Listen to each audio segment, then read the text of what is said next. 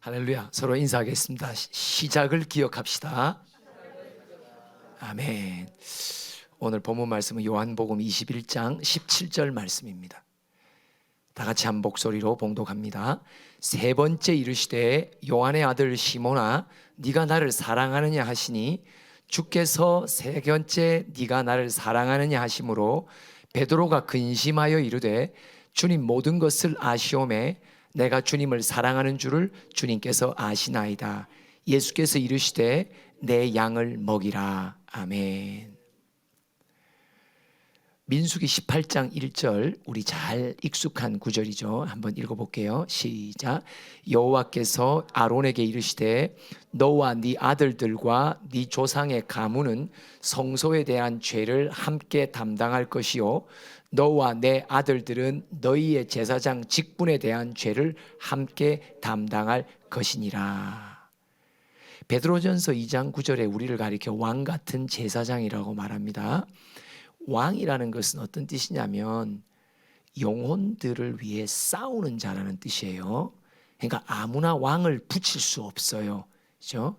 예수님이 왕이신 거는 우리의 죄와 우리를 묶고 있는 세상의 임금과 싸워서 이기신 분이기 때문에 왕이라고 말씀하시고, 그 왕좌를 우리가 함께 권세를 입는 것은 누군가를 위해, 영혼을 위해, 교회를 위해 싸워주는 부르심을 받은 군사를 가리켜 왕이라고 말해요. 그리고 제사장은 뭐죠? 이 땅의 죄악을 담당하는 거예요. 18장 1절이죠. 느헤미야가 이런 기도를 합니다. 그의 교회를 위해 이렇게 1장 2절로부터 한번 5절까지 읽어보겠습니다. 시작.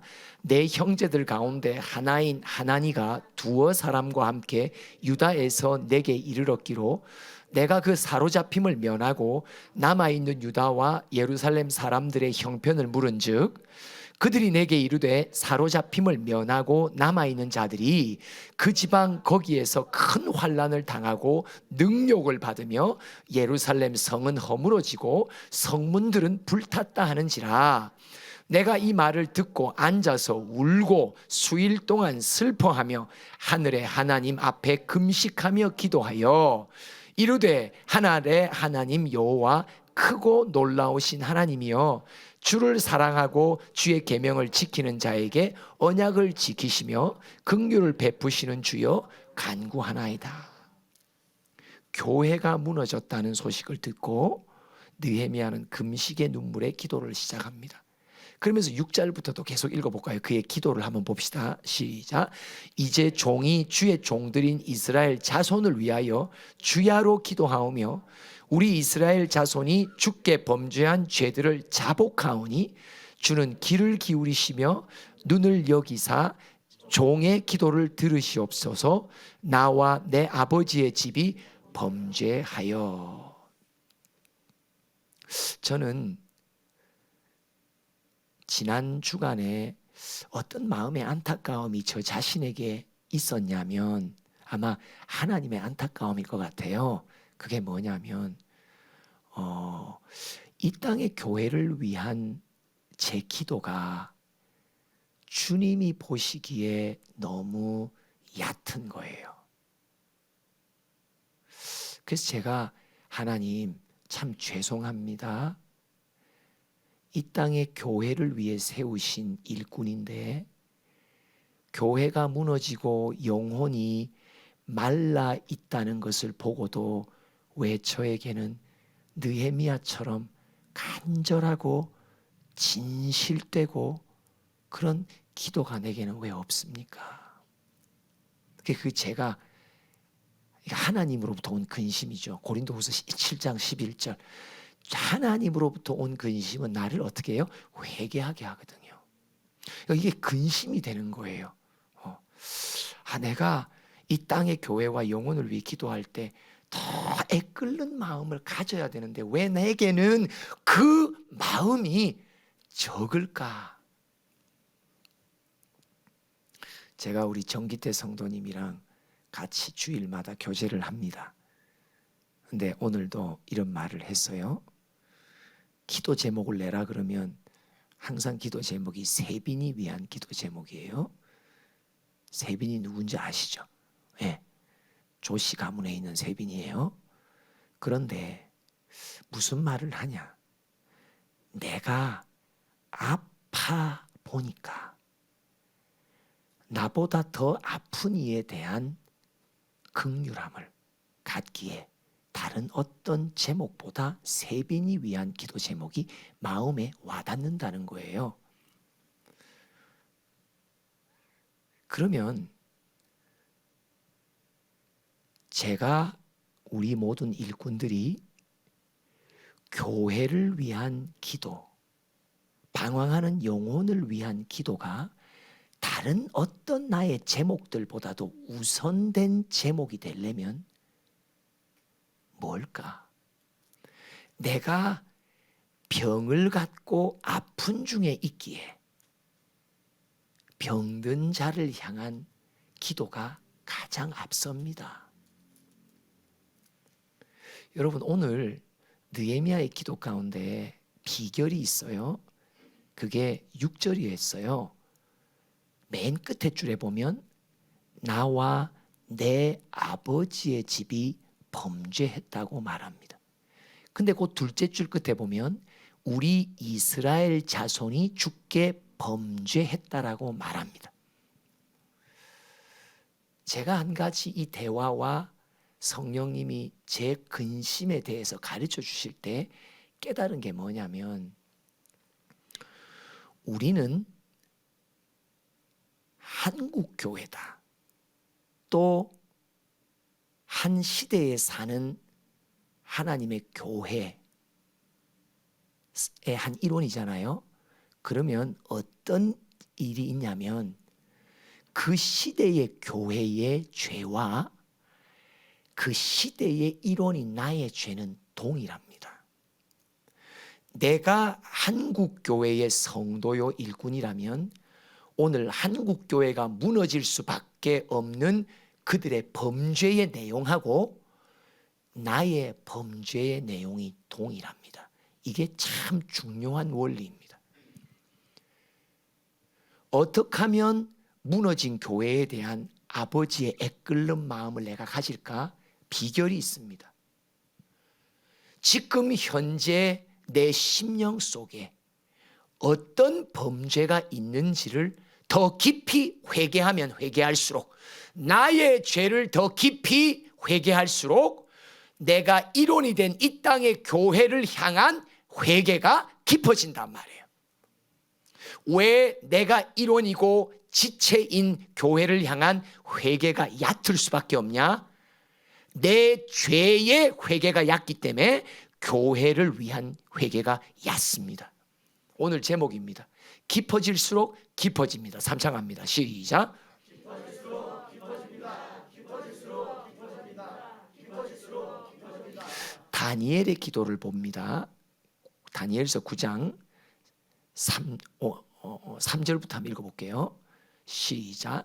내가 금식하며 베옷을 입고 죄를 덮어 쓰고 주 하나님께 기도하며 간구하기를 결심하고 내 하나님 여호와께 기도하며 자복하여 이르기를, 크시고 두려워할 주 하나님, 주를 사랑하고 주의 계명을 지키는 자를 위하여 언약을 지키시고 그에게 인자를 베푸시는 이시여, 우리는 이미 범죄하여 패역하며 행악하며 반역하여 주의 법도와 규례를 떠났으며. 자, 중요한 게 뭐예요?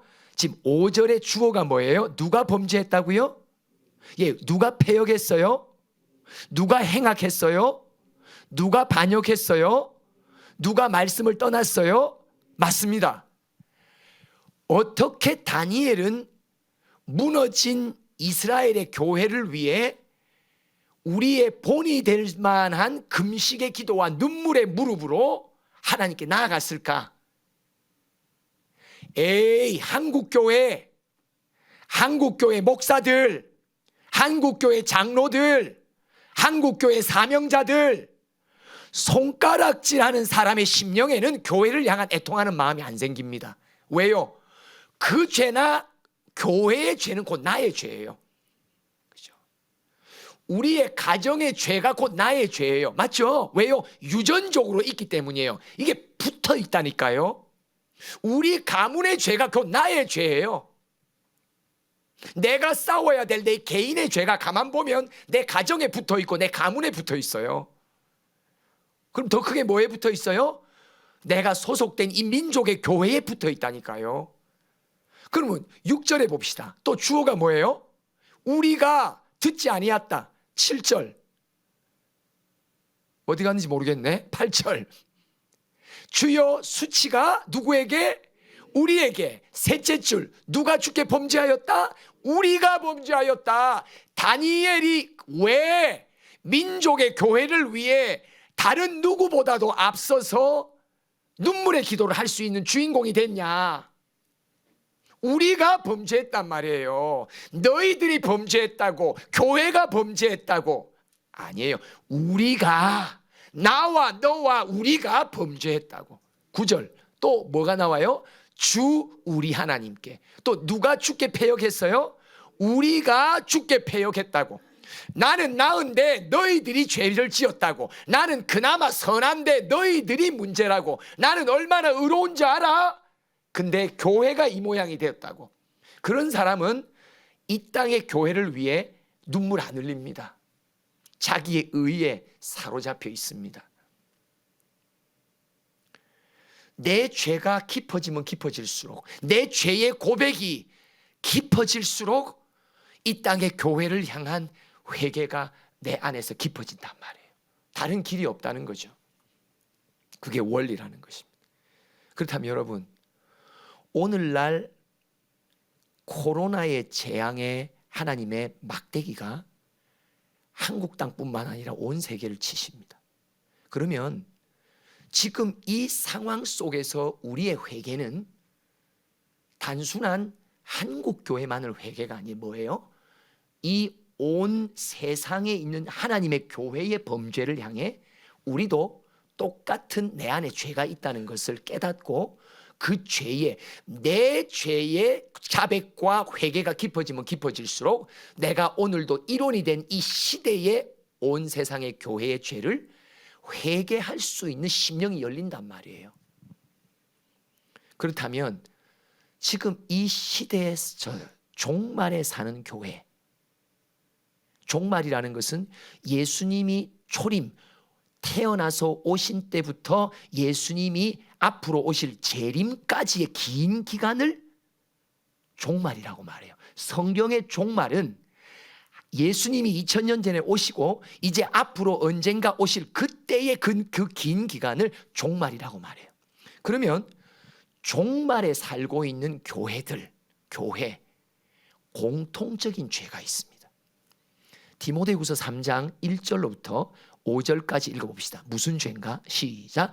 너는 이것을 알라. 말세에 고통하는 때가 이르러. 자, 말세죠. 종말의 때에 교회의 범죄가 뭔지를 말해요. 계속 시작. 사람들이 자기를 사랑하며 돈을 사랑하며 자랑하며 교만하며 비방하며 부모를 거역하며 감사하지 아니하며 거룩하지 아니하며. 그러면 어떻게 해야 돼요? 이 시대의 종말에 있는 교회의 공통적인 죄가 이 죄란 말이에요. 그럼 이 죄는 누구의 죄이기도 해요? 나의 죄이기도 해요. 그러면 제가 이제 이게 봉독할 때 여러분, 내 죄입니다. 교회의 죄입니다. 이게 두 박자로 반응을 하셔야 돼요. 자기를 사랑하며 돈을 사랑하며. 돈을 사랑하며 할 땐 더 크게 해야 될 것 같아요. 왜? 우리 다 걸려 있으니까. 돈을 사랑하며 자랑하며 교만하며 비방하며. 부모 옆에다가 시부모를 넣어야 돼. 시부모를 거역하며 감사하지 아니하며 거룩하지 아니하며 무정하며 도통 원통함을 풀지 아니하며 모함하며 절제하지 못하며 아주 싸나우며 선한 것을 좋아하지 아니하며 배신하며 조급하며 자만하며 쾌락을 사랑하며 하나님은 사랑하지 아니하며. 그러면서 5절부터 시작. 경건의 모양은 있으나 경건의 능력은 부인하니 이 같은 자들에게서 네가 돌아서라. 여러분, 디모데후서 3장 1절로부터 5절은 종말의 이 땅의 교회 전체를 향한 하나님의 예언적인 진단입니다. 아니, 예언적인 진단이라기보다 이미 사도 바울이 종말의 초기에 살았던 주님의 종으로 종말 교회가 공통으로 넘어지는 죄가 뭔지 1절에 뭐예요? 자기를 사랑하는 거예요. 그 뒤에 나오는 모든 것들의 특징이 뭐예요? 자기를 사랑하는 증상들이에요. 그런데 5절에 보니까 자기를 사랑하되 누구보다 더 사랑해요? 4절 죄송합니다. 끝에 보면 누구보다 더 사랑해요? 하나님을 사랑하는 것보다 나 자신을 사랑하는 죄가 오늘날 온 교회에 암처럼 퍼져 있단 말이에요. 이게 코로나로 세상의 교회를 때리시는 하나님의 이유입니다. 그렇다면 고린도전서 13장 1절로부터 3절을 봅시다. 어떤 이들은 말할 거예요. 나 그래도 사역 잘하고 있는데, 나 사명 잘 감당하고 있는데. 문제는 뭐예요? 시작. 내가 사람의 방언과 천사의 말을 할지라도 사랑이 없으면 소리나는 구리와 울리는 꽹과리가 되고, 내가 예언하는 능력이 있어 모든 비밀과 모든 지식을 알고 또 산을 옮길 만한 모든 믿음이 있을지라도 사랑이 없으면 내가 아무것도 아니요. 내가 내게 있는 모든 것으로 구제하고 또 내 몸을 불사르게 내줄지라도 사랑이 없으면 내게 아무 유익이 없느니라. 예, 우리는 사랑 없이도 사역 잘합니다. 사랑 없이도 사명을 감당하고 수행합니다. 문제는 뭐예요? 오늘날 교회의 공통점인 범죄가 뭐예요? 나 자신도 가담하고 있는 범죄가 뭐예요? 사랑 없이 사역한단 말이에요. 저는 최근에 우리 자녀들과 우연치 않게 대화하면서 제가 한 방을 맞았어요. 아이들이 어린 시절에 아빠의 말에서 나오는 어떤 한마디가 아이들의 영혼을 지금 이 순간까지도 상함 속에 있도록 했더라고요. 와, 제가 진짜 아주 충격받았습니다. 제가 충격받았습니다.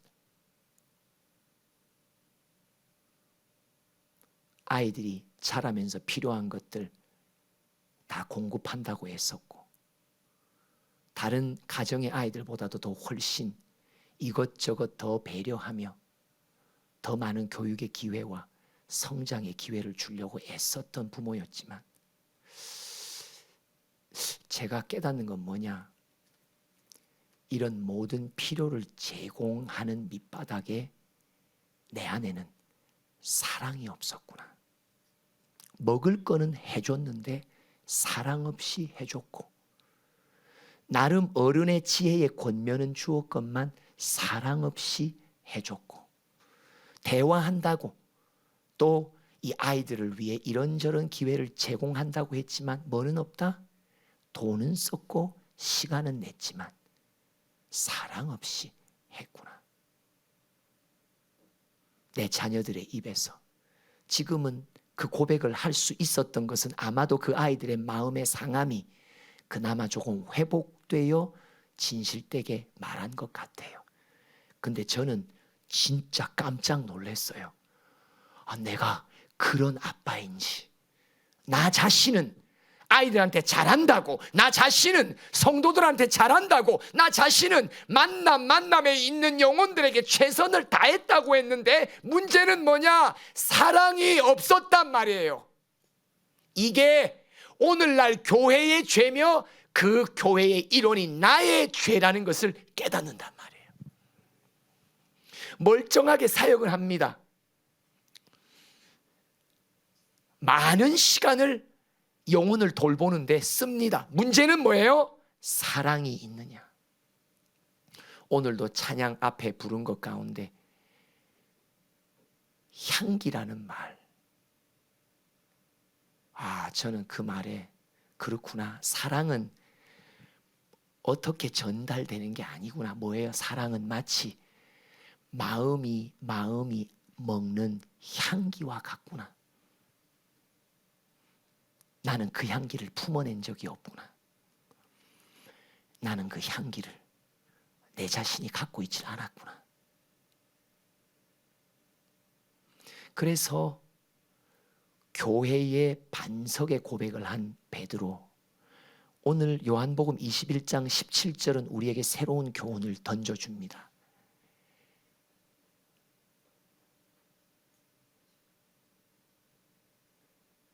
부활하신 예수님이 갈릴리로 가 있는 베드로를 찾습니다. 그리고 3번 물어봅니다. 네가 나를 사랑하냐고. 무슨 말이에요? 베드로는 예수님을 3번이나 부인하죠. 뭘 말하는 거예요?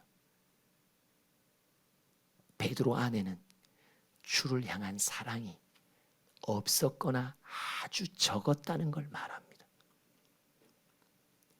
자기 십자가를 진다는 것이 뭐예요? 주를 사랑하는 표현입니다. 자기 십자가. 그래서 고린도후서 6장에 보면 쭉 나오잖아요. 5절부터 나오나요? 매맞음과, 이거 주를 사랑하는 자가 하는 행위입니다. 갇힘과 난동과 수고로움과 자지 못함과 먹지 못함 가운데서도, 이게 누가 하는 거예요? 주를 사랑하는 자가 하는 자기 십자가입니다. 자기 십자가가 뭐예요? 베드로가 그 자기 십자가를 피합니다. 회피합니다. 그는 깨닫습니다. 이 대화 속에 뭘 깨달아가요? 주님, 제 안에는 주를 향한 사랑이 없습니다라는 말을 하는 거란 말이에요. 왜 주님은 그에게 사명을 맡길 때 내 양을 먹이라고 말하는 사명을 맡기기 전에 이 대화를 하십니까? 내 양, 예수님의 양, 예수님의 교회는, 종말의 교회는 뭐가 없다고요? 사랑이 없단 말이에요. 근원적인 죄는 사랑 없음의 죄가 교회의 죄란 말이에요. 그런데 이것을 아시는 예수님이 베드로에게 말합니다. 너 나 사랑하냐? 아이고, 쑥스러워요. 왜요? 3번이나 부인했는데. 자기 십자가를 져야 될, 내게 감동과 기회가 올 때 나는 요리조리 피해 다녔는데, 시간이 없다고 피했고, 건강이 나쁘다고 피했고, 뭐가 없다고 피했고, 상황과 여건이 안 맞는다 피했고, 다 요리조리 피해 다녔던, 자기 부인을 피해 다녔던, 자기의 십자가를 피해 다녔던, 예수에 향한 사랑이 없었던 베드로, 아니 우리들, 오늘도 우리에게 찾아오셔서 묻습니다. 너 나 사랑하냐? 그러면 베드로가 진정으로 뭐라고 대답해야 하는 거예요? 주님, 제게는 주를 향한 사랑이 없습니다. 3번을 묻고 3번을 답하는 건 뭐예요? 베드로 안에 나는 주를 향한 사랑이 없다는 것을 더 깊이 자백하게 만들면서, 그 자백의 죄가 바로 네가 쳐야 될 교회의 죄다. 교회에는 나를 사랑함이 없단다. 모두가 다, 교인도 목사부터 어린아이까지 전부 자기만 사랑하는 질병에 걸렸단다. 그들 안에는 나를 사랑함이 없단다. 그 죄를 누가 담당할래? 그 죄를 누가 애통의 눈물로 흘릴래? 누구예요? 내 안에 주를 향한 사랑이 없다는 것을 더 깊이 고백하는 자가 바로 그 죄를 담당할 수 있다니까요. 맞죠? 맞습니다. 주님, 주를 사랑하는 마음이 내게는 없습니다. 제가 고민인 거예요. 지난주에 부엘 성회에서 기도하며 주님 앞에 나아가는데, 이 땅에 무너진 교회와 무너졌기에 방황하고 말라가는 영혼들을 위해 기도 중에 내가 답답한 게 뭐야? 하나님, 왜 내게는 교회를 향한 애통하는 마음이 없습니까? 왜 내게는 아픔이 없습니까? 왜 내게는 성남에 방황하는 영혼들, 세워진 교회가 무너져 내리고 있는 이 교회를 보며 내가 지탄을 하는데 왜 내게는 그들을 위한 눈물의 애통이 내게는 왜 안 터집니까? 문제는 뭐예요? 내 안에 주를 향한 사랑 없음에 대한 고백이 우리에게 안 터지기 때문입니다. 하나님, 베드로를 왜 만나 이 대화를 하셨을까? 예수 사랑, 하나님을 사랑하지 않는 교회의 죄를 베드로 네가 담당해야 된다고. 누가 눈물 흘리겠냐 이것 때문에. 모두가 자기 사랑하고 앉은 판에, 모두가 자기 몸 사랑하고 자기 건강 사랑하고 모두가 자기 계획 사랑하고 자기 꿈 사랑하고 모두가 자기 자식 사랑하고 모두가 자기 가정만 사랑하고 모두가 다 자기 사랑에 병이 걸려있는 이 땅의 교회, 누가 이 죄, 어떤 죄예요? 자기 사랑 때문에 하나님 사랑하지 않는 그 죄를 누가 오늘날 왕같은 제사장으로 담당할 수 있느냐? 네가 딱 적합하네. 왜? 너는 내 앞에서 3번 나를 부인했잖아. 저는 이런 생각이 들더라고요. 왜 원장님 우스갯소리로 한 15년 돌다 오니까 집도 사준다는 말씀 있잖아요. 그죠? 이 탕자의 경험이요, 예수 3번 부인한 베드로의 경험이요, 이게 사실 역으로 대박을 치는 경험이에요. 물론 전제는 돌아와야 되는 거죠. 그죠? 맞습니다. 이 베드로는요, 다른 제자들과 달리 뭐 했다? 이게 전과자예요. 그죠? 전과 3범이요. 자기 십자가, 예수를 사랑하는 자만이 질 수 있는 자기 십자가를 제끼고 피해 전과자. 예수를 사랑하는 마음이 먼지만큼도 없던 자기 자신을 예수를 만나 그는 고백합니다. 맞습니다, 주님. 내게는 주를 사랑하는 마음이 없습니다. 내게는 주를 사랑하는 마음. 문제는 그겁니다. 주를 사랑하는 마음이 내게는 없습니다.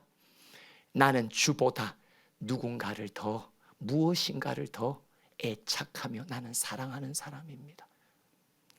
그 고백이 깊어지면 깊어질수록 오늘 우리에게도 성남 땅에 파송받은 일꾼들인 우리, 마땅히 가져야 될 눈물과 애통, 이 땅에 무너져가는 교회를 눈물로 기도하는 자들, 왜 내게는 그 눈물이 그쳤을까?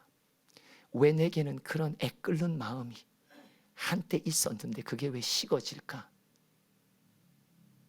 식어진 게 어떤 면으로 대박칠 수 있는 좋은 전제입니다. 왜요? 주를 사랑하는 내 마음이 식어졌다는 것을 오늘 인정하고 자백하면 이것을 통해 하나님이 나를 다시 그 죄를 담당하는 왕 같은 제사장으로 사용해 주실 줄 믿습니다. 기도합시다. 하나님, 저에게는 주를 사랑하는 마음이 너무 적습니다. 온통 나 자신을 사랑하는 마음밖에는. 그래서 내 하나님, 내 아버지를 사랑하는 마음이 너무 밀려 있음을 오늘 고백합니다. 더 깊이 고백하길 원합니다. 더 깊이 인정하길 원합니다. 더 깊이 자백하길 원합니다. 그렇다고 주님 앞에 인정하며 더 그 자백이 깊어지길 원합니다. 깊어지는 것만큼 내가 부름받은 이 땅의 교회와 영혼을 향한 자기 사랑의 죄악을 눈물로 짊어질 수 있는 사명자가 될 수 있다고 하시니 오늘도 주여, 이 땅에 주님 사랑 없어 고통받는 이 땅을 다시 내가 볼 줄 아는 눈을 열어 주시옵소서. 예수님의 이름으로 기도합니다.